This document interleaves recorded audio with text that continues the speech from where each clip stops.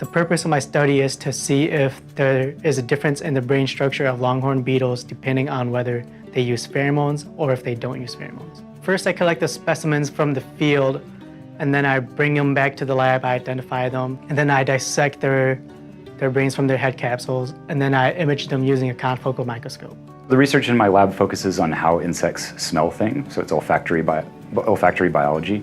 And so the idea is, generally speaking, insects can see, insects can hear, but mostly insects smell their way around the world. For all of the insects that are beneficial, all the insects that are pests, if we want to understand a little bit more about their biology, we need to know what they're smelling and how they're smelling it.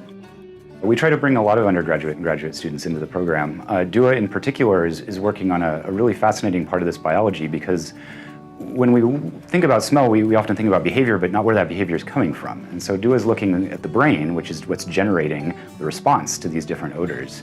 And so what specifically he's hoping to find is a difference between the brains of insects that smell certain compounds, so that we can just look at the brain and get an idea of maybe what they're smelling.